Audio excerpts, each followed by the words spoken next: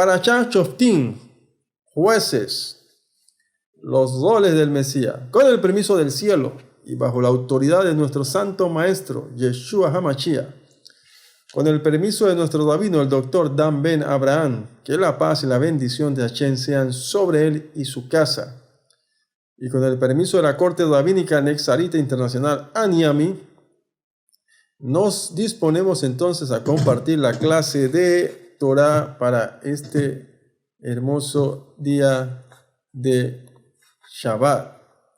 Baruch atah Adonai Eloheinu melech haolam asher kiddushanu benivotanu vexivanu al divrei Torah. Bendito eres tú, oh Dios, Señor nuestro, Rey del universo, que nos has santificado con tus mandamientos y nos has ordenado con respecto al estudio de la Torah. Parashá Shoftim se encuentra en Devarim, capítulo 16, del versículo 18 hasta el capítulo 21, 9. Hermosas son las parashá que el Eterno nos ha dejado. También se lee Isaías 51 y Isaías 53, y también el libro de Revelaciones 10, del 1 en adelante hasta el 11, 19. Esos son los versículos y los capítulos que entonces tenemos que leer para este Shabbat y para esta clase de Torah que lleva por título Los roles del Mesías. Voy a leer en Devarim capítulo 16, del 18 al 20, unos 3 versículos para que tengamos una idea más o menos de lo que Moisés está compartiendo aquí a la nueva generación. Y nos comparte a nosotros también, como esta edad presente, que también Dios tiene un propósito y un plan. Dice Devarim capítulo 16, del 18 al 20, dice: jueces y policías has de instalar para ti en todas tus ciudades, que el Eterno tu Dios asignare para tus tribus. Dice: y juzgarán al pueblo con equidad. No tuerzas las leyes, tampoco harás preferencias en el juicio. Dice: y nunca aceptes sobornos, porque el soborno, escuche lo que dice Moisés a través de esta parashá, dice: ciega los ojos de los sabios y distorsiona la palabra de los justos. Justicia, dice Moshe, has de perseguir para que vivas y puedas heredar y establecerte en la tierra que el Eterno tu Dios te ha entregado.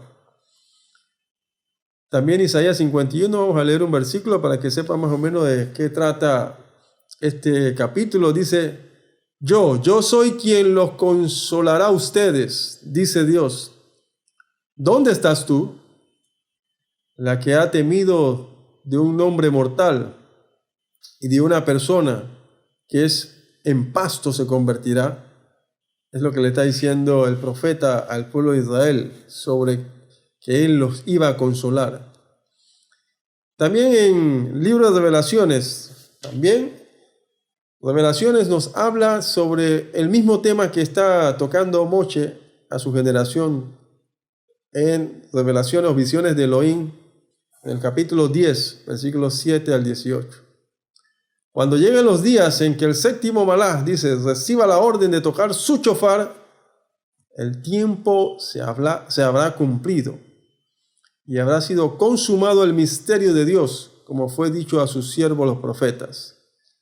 Dice: cuando lleguen los días en que el séptimo malach reciba la orden de tocar el shofar, esa es la fiesta de Yom Teruah, la fiesta de las trompetas. El tiempo se habrá cumplido y habrá sido consumado el misterio de Dios, como fue dicho a sus siervos los profetas. Y se airaron las naciones, pero llegó tu juicio y el tiempo de ser juzgado los muertos y dar recompensa a tus siervos los profetas, y a los sadiquín y a los temerosos de tu nombre, a los pequeños y a los grandes, y de destruir a los que han contaminado la tierra. ¿Escuchó lo que dice? Visiones, Revelaciones, capítulo 10, visiones de Elohim. Vamos a ver un resumen breve de lo que esta parashá trata. Y entre las cosas que esta parashá nos trae es que el nombre Shofim o Shoftim, jueces, aquí nos presenta el mandamiento de establecer oficiales legales, jueces, policías o alguaciles. Establecer corte de justicia en cada una de las ciudades con el propósito de imponer el cumplimiento de la ley por el bien del orden y la paz social. Y debido a ello, los candidatos a tales posiciones deben ser personas de profundo conocimiento de la ley, íntegros moralmente, y que estén alejados de todo favoritismo, ni a favor del rico porque sea rico, ni del pobre porque sea pobre. Es lo que está enseñando aquí en esta porción de la escritura, la parashá Shoftim. Se afirma que la función principal del juez será la búsqueda de la justicia, y todo aquello que pudiera mancillarla o dañarla deberá ser erradicado de la silla del juicio. Por tanto, los jueces tienen el deber de investigar bien antes de emitir juicio, sobre todo en casos donde la vida humana pudiera estar en juego.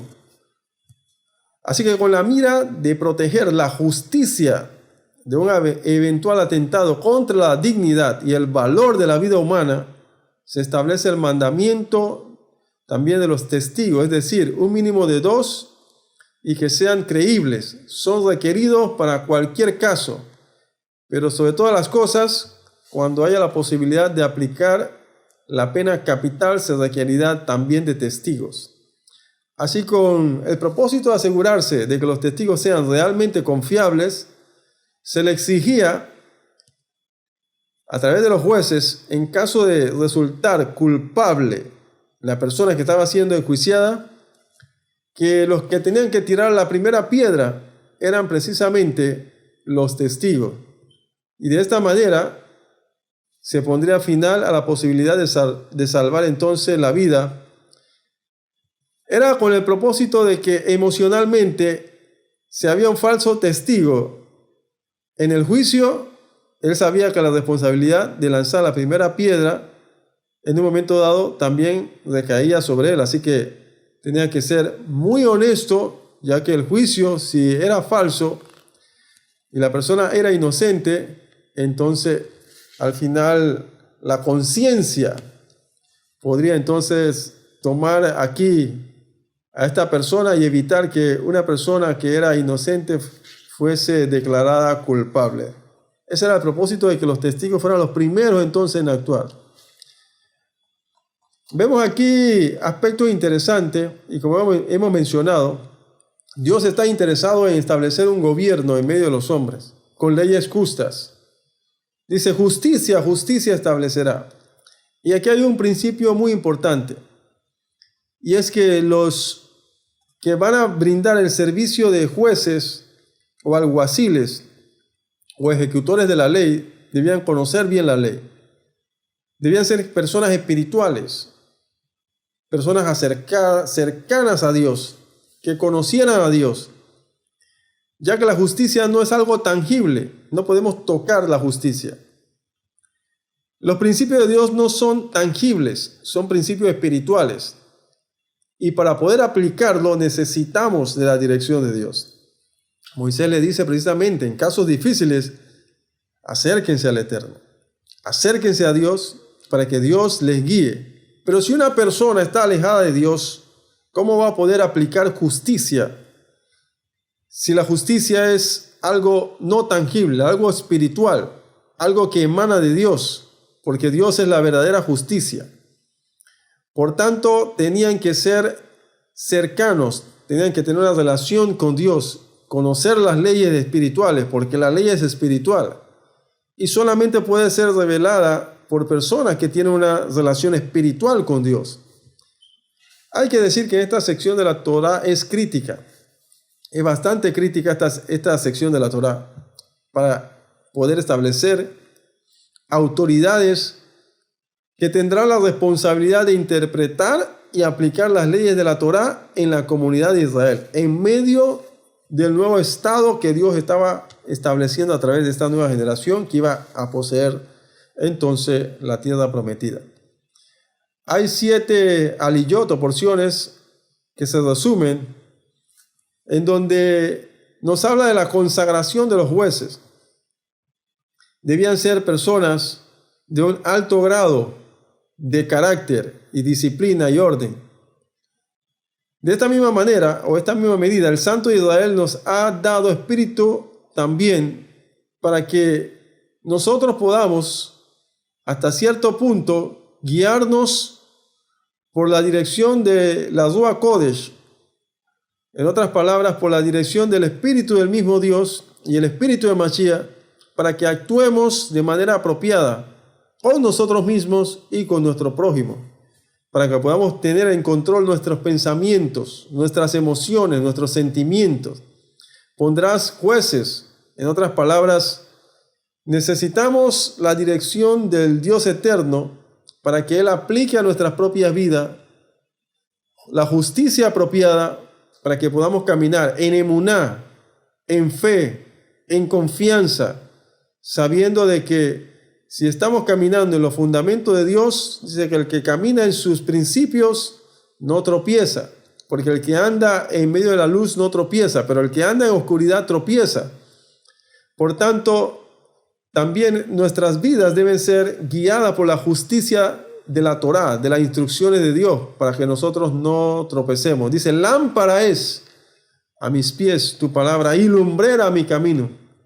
En otras palabras, no solamente debían estos magistrados aplicar la ley, sino el mismo pueblo debía entender que la ley era también para guiar su mente, su alma, su corazón, sus emociones, sus sentimientos, para bendición de ellos mismos y para provecho también de sus vidas.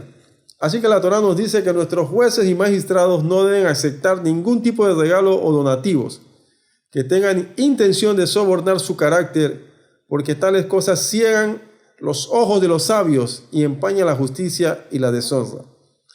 Nosotros somos testigos de lo que precisamente está hablando aquí Moisés.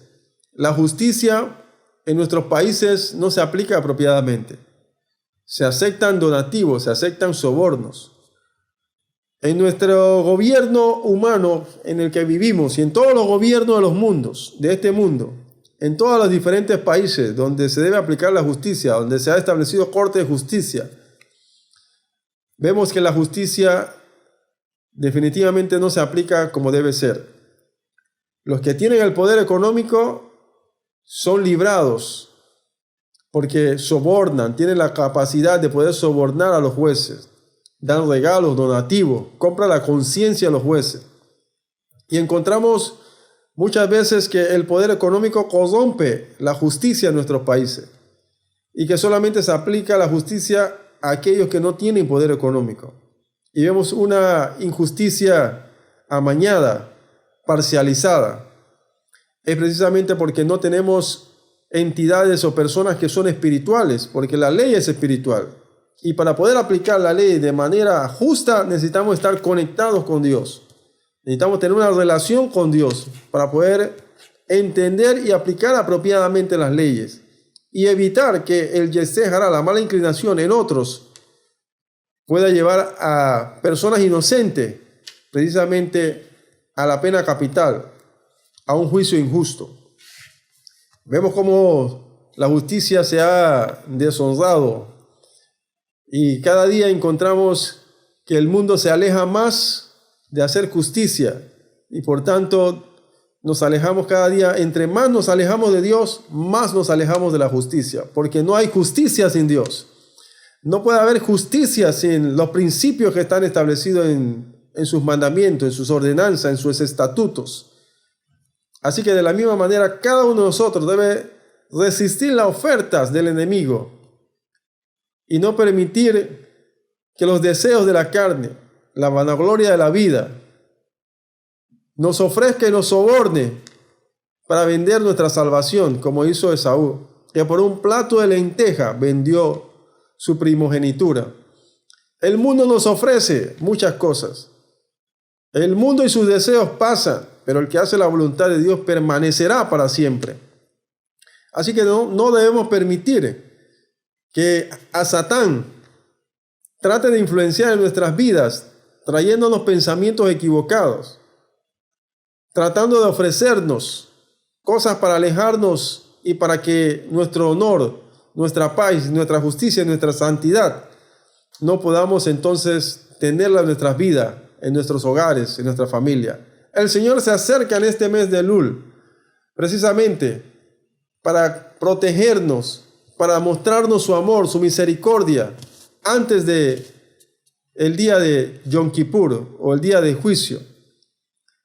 Por eso debemos aprovechar al máximo y nosotros mismos ser jueces que juzguemos nuestros actos, nuestras acciones, para evitar que haya un mal decreto en contra de nuestras vidas.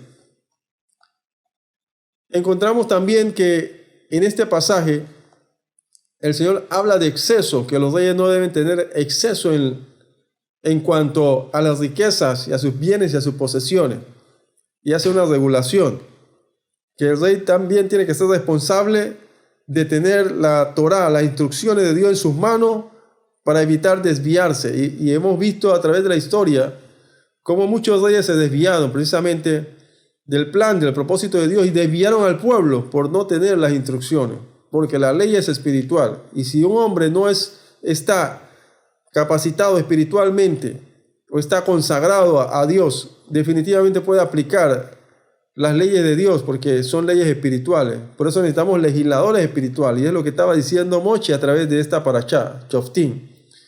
No simplemente magistrados, jueces, alguaciles o policías de manera secular, sino entendidos precisamente en los principios de Dios, que tuvieran una relación con Dios para evitar que el pueblo se desviara y para evitar que cayera en desgracia toda la nación, y que, como vemos a través de la historia, cómo Israel dejó el juicio y Dios tuvo que traer precisamente castigo para el pueblo de Israel dentro de sus planes, ¿no? De ahí la importancia de que el rey representara apropiadamente al único y verdadero rey del universo. También encontramos la enseñanza acerca de los levitas. Los levitas eran sostenidos a través de los diezmos. Y encontramos este principio en un gobierno. Los magistrados, el presidente, los ministros, los legisladores son sostenidos por nuestros impuestos, por parte del fruto de nuestro trabajo, porque necesitamos leyes, necesitamos alguien que traiga justicia, ya que en medio de nuestra sociedad encontramos injusticia, encontramos gente que no tiene temor de Dios, encontramos gente que ama el mundo y sus deseos y que no tiene temor de Dios. Ese era el propósito de la ley, infundir temor no solo en los jueces, sino en el mismo pueblo. Y para ellos también los levitas eran importantes, porque ellos jugaban un papel importante en la formación y el desarrollo del carácter del pueblo, instruyéndolos para que crecieran espiritualmente y entendieran los principios espirituales como la justicia, como el amor, la paz, la misericordia, el perdón, y sobre todo aplicar la justicia como debe ser correctamente, no torcerla, no desviarse. Así que eran sustentados, igual como en nuestro gobierno, los levitas, los reyes eran sustentados. Habían 4 poderes, igual como en nuestros días, en nuestros gobiernos. Pero vemos cómo los gobiernos de los hombres cada día, en vez de traer paz, en vez de proveer al pueblo para sus necesidades, cada día le quitan más recursos y no cumplen con las necesidades que tiene el pueblo. Por eso era importante que los reyes no tuvieran exceso y que se pudiera controlar aún de una manera equitativa todos los recursos que entraban para aquellos que servían como ministros. También se habla acerca de no tener ninguna relación con hechicería, encantamiento, brujería. En la parashá Shoftim también se habla de esto. Evitar todo tipo de idolatría. Y vemos que en nuestro mundo la idolatría ha llegado a todos los países y se practican todo este tipo de malas prácticas ocultistas que lo que traen es miseria a los pueblos y oscuridad y empañan el alma de las personas y de las familias. Amén. En esta sección también encontramos a los profetas. Dios se vale de profetas y dice: profeta como yo, el Señor os enviará. Y sabemos que el Señor envió al Mesías. Y estamos seguros que el Mesías, Yeshua HaMashiach, es el Mesías enviado por el Eterno, como Moshe prometió al pueblo de Israel. El Eterno entonces estableció la figura del profeta, quien es representado o representa a Israel. Dice que él oirá lo que el Eterno le dirá y tendría la responsabilidad de comunicarlo fielmente al pueblo, sin añadir, sin quitar una tilde o una yod de las palabras que él recibiera. Por tanto, Israel debía escuchar al profeta. También se habla de ciudades de refugio, lugares en donde en un momento dado las personas que habían cometido algún delito quedaban allí, en ese lugar, esperando el juicio. Esto sucede en la vida cuando nosotros partimos de este mundo hacia el mundo de las almas. Dios, según cada persona, su relación queda en un lugar, así como la ciudad de refugio, esperando el juicio final. Pero los que hemos sido alcanzados por el Mesías, podemos entrar directamente a el gran Edén. Esa es la promesa que hace el Mesías. Dice: hoy estarás conmigo en el gran Edén. Dice: el que cree en mí, como dice la Escritura, estaremos con él. Y esa es la confianza que tenemos. Ya sea que vivamos o que muramos, somos del Eterno y tenemos un lugar seguro de refugio, así que no debemos temer. Así como el Señor había mandado que hubiera ciudades de refugio, Él también tiene, porque toda verdad es paralela. Lo que sucede en el mundo natural que Dios estaba estableciendo también sucede en el mundo espiritual. Así, de esta manera entonces encontramos estas normas y estas leyes que debían ser aplicadas para aquellos que entonces entraban dentro de un juicio, porque Dios es un Dios de gobierno, Dios es un Dios de justicia, y dice que ha de pagar a cada uno conforme a su obra. También la Torá da instrucciones acerca de situaciones de guerra, cómo se tenía que actuar.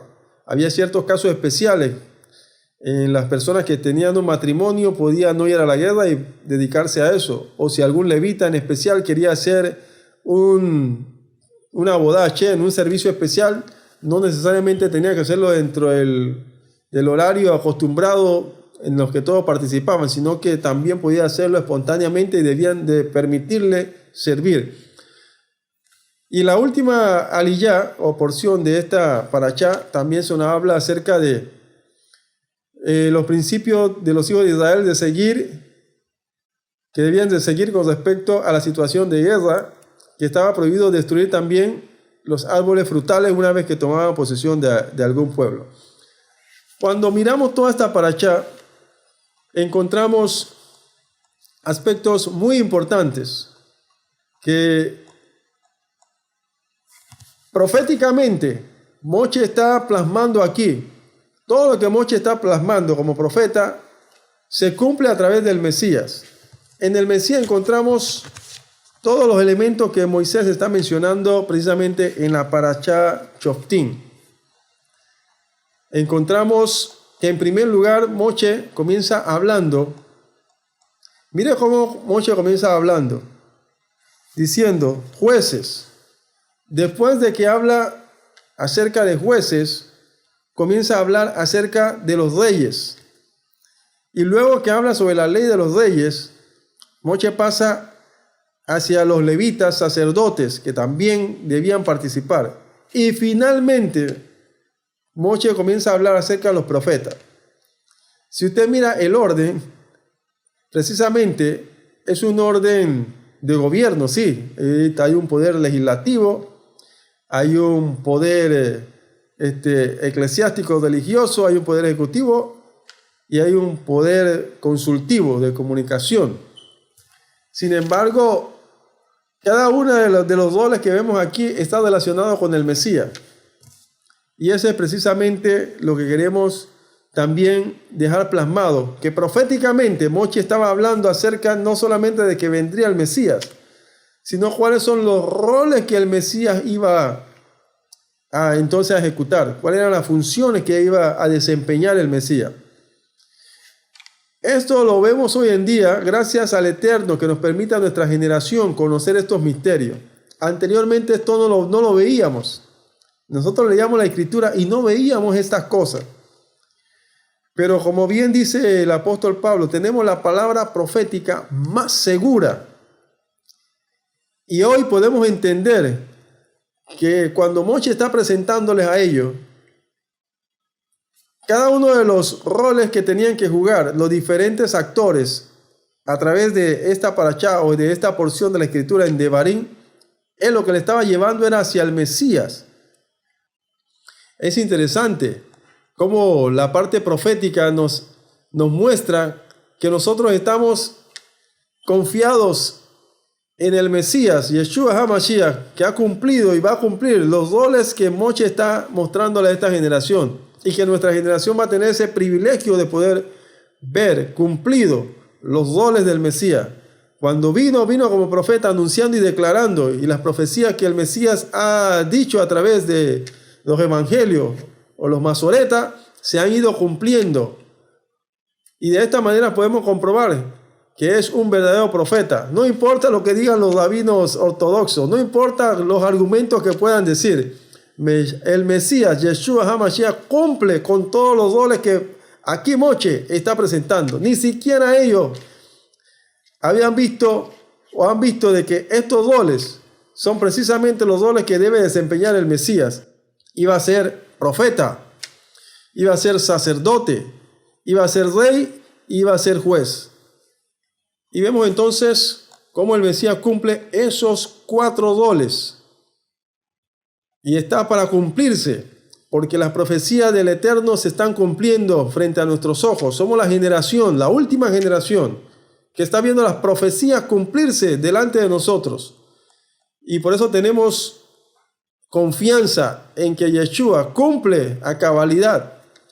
Así que son los que enemigos de Yeshua, los que todavía no lo aceptan, los que van a tener que reconocerle tarde que temprano, porque Él cumple con los propósitos establecidos aquí, que Moche estaba dando a esta generación. Cuando encontramos en Mateo capítulo 13, ¿cómo podemos relacionar al Mesías con un profeta? Dice, el mismo Mesías hablando en Mateo capítulo 13, dice, no hay profeta sin honor, excepto en su propia tierra y en su propia ciudad. ¿Qué estaba diciendo? Se estaba presentando como profeta. Estaba mostrando el rol de lo que Moche estaba diciendo aquí en esta parashá Shoftim. Él estaba revelando a ellos a través de sus acciones que él era el verdadero Mesías, según las instrucciones que Moche estaba dando a través de Devarim. También encontramos lo primero que hizo Felipe cuando encontró al Mesías en el Evangelio de Mateo. Dice que le dijo, hemos hallado a aquel de quien escribió Moche en la Torá. Fue lo que le dijo precisamente Natanael a Felipe. Hemos encontrado a aquel de quien escribió Moche. Encontramos entonces que el Mesías se presenta como profeta. Yeshua mismo dio testimonio de que él era un profeta, porque a pesar de que él estaba profetizando y hablándole, dice que ni en su propia tierra ellos lo reconocían. Iba a ser rechazado igual como fue rechazado la mayoría de los profetas. Encontramos también en Mateo capítulo 21 cuando dice, este es el profeta Yeshua de Nazaret de Galilea. Las multitudes decían eso, imagínense. Ahí estaba claro mostrando que lo que Moche estaba revelando aquí en este pasaje de la parashá Shoftim se estaba cumpliendo en la persona de Yeshua como Mesías. También encontramos, dice, el temor se apoderó de todos ellos cuando vieron los milagros que el Mesías hacía y dijeron en su momento, un gran profeta ha surgido entre nosotros y Dios ha visitado a su pueblo, en cumplimiento a lo que Moshe había dicho. También encontramos en Yohanan, capítulo 7, cuando dice, algunos de la multitud, cuando oyeron estas palabras que el Mesías estaba enseñando, dice, verdaderamente este es un profeta. Y así usted va a encontrar innumerables pasajes, innumerables citas, donde habla precisamente de que él se presentó como profeta. Encontramos también en Hebreos. Hebreos nos muestra el rol sacerdotal del Mesías, de lo que precisamente Moshe estaba hablando en la parashá de Devarim, aquí Shoftim, de que sacerdotes debían también ser gente sin defecto, debían de aplicar justicia con rectitud, sin doblez, sin torcerla, presentarse delante de Dios sin mancha, aún los sacrificios. Y encontramos aquí que el Mesías en Hebreos capítulo 5 dice, porque todo Goel o Cohen, Agadol, tomado entre los hombres, es afirmado en el cargo a favor de los hombres en lo que se refiere a Dios. Está hablando de los sacerdotes. Todo Cohen Agadol.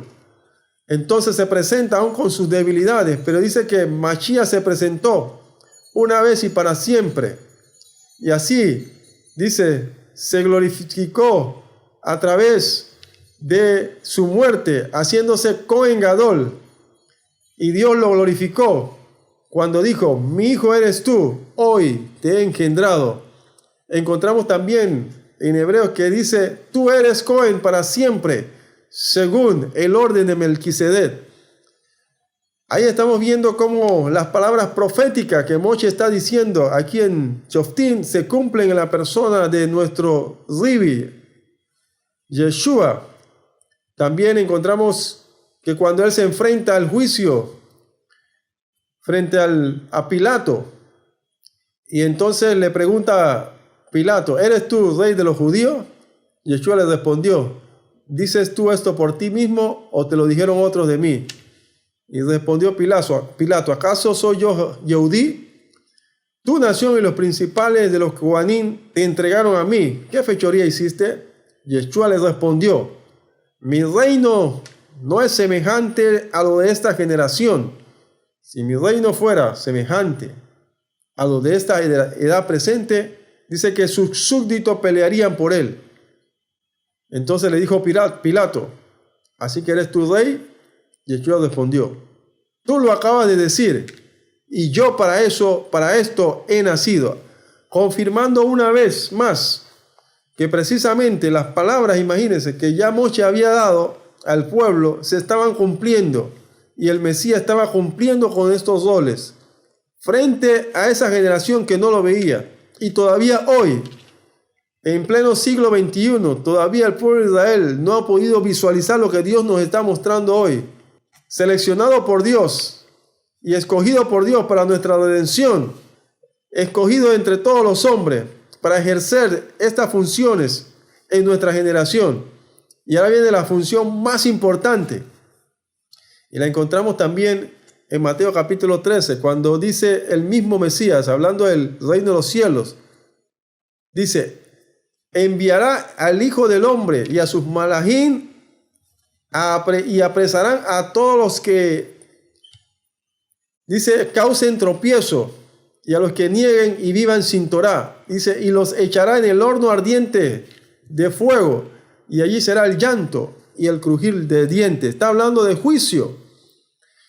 En Corintios encontramos que Pablo también nos habla que era necesario que todos nosotros compadezcamos ante el tribunal de Mashiach.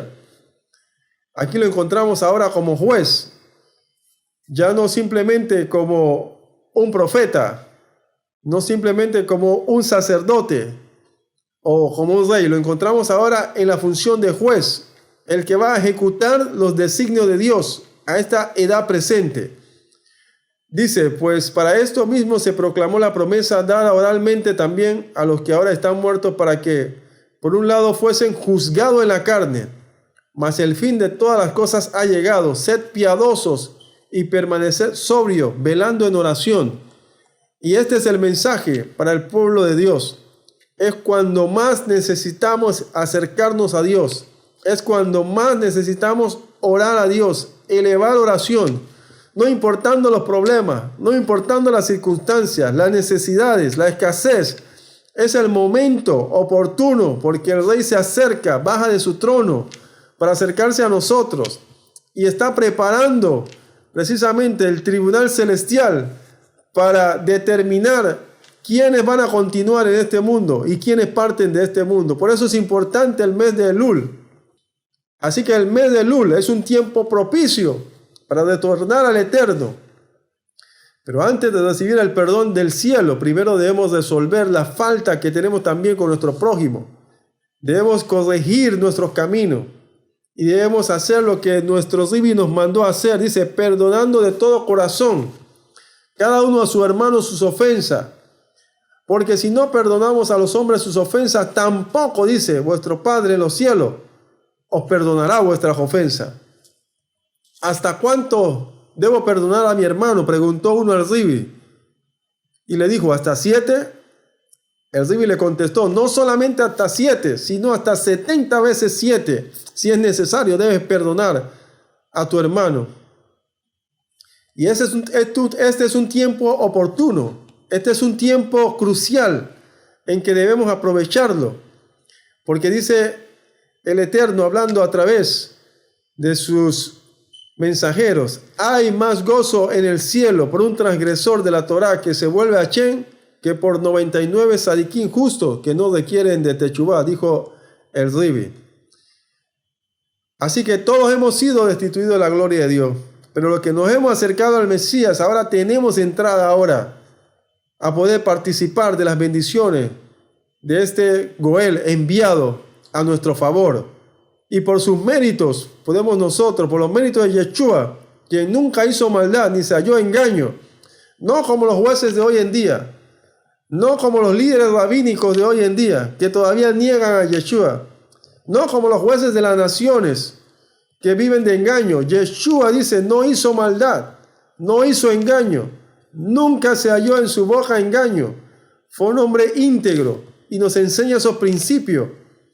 Aplicó los principios que Moisés enseñó aquí en estas instrucciones de la Parashá Shoftim en Deuteronomio capítulo 16, haciéndonos ver de que si nosotros nos acercamos a Dios, si aplicamos la justicia, si perdonamos, si no aceptamos sobornos del enemigo para apartarnos de él, sino que nos acercamos en este tiempo más y más, vamos a alcanzar misericordia, porque por medio de Yeshua y la Torá vamos a poder acercarnos y elevar nuestro nivel espiritual y lograr una conexión perfecta con el Creador, Teshuvá Shelemá, una completa restauración, porque en este momento Dios se acerca al hombre y es necesario que el hombre se acerque a Dios.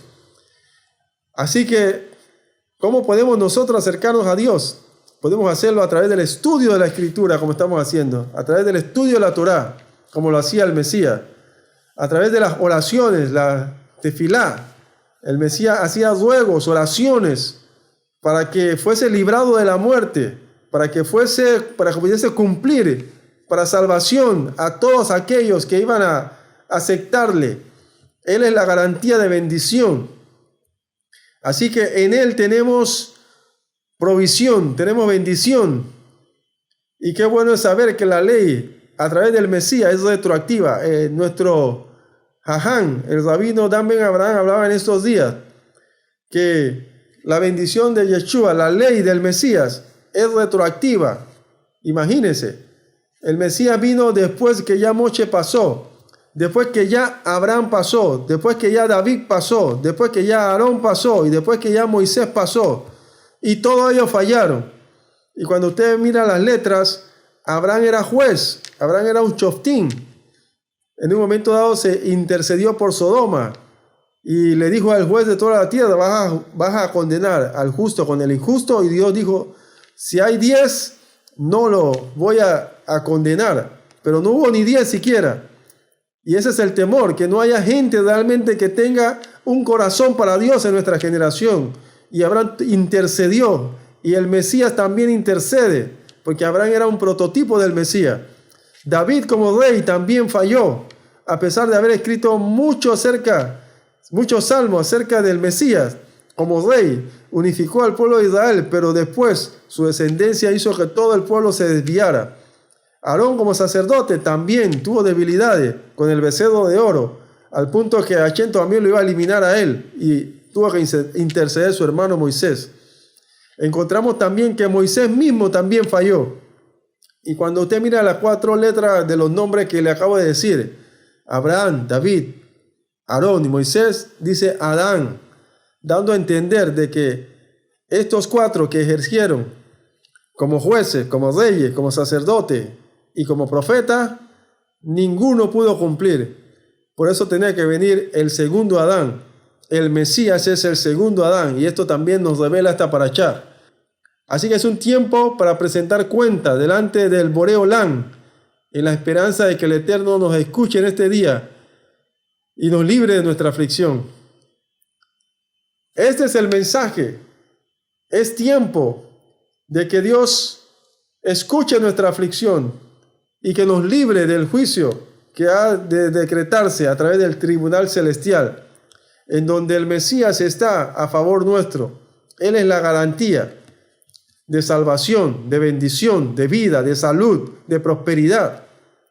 Así que acerquémonos confiadamente al trono de la gracia para que el Eterno escuche nuestras oraciones. Feliz el pueblo que entienda eso y pone su confianza en Hashem, su Elohim. Así que el Eterno le continúe bendiciendo. Shabbat Shalom. Shabbat Shalom. Amén, amén.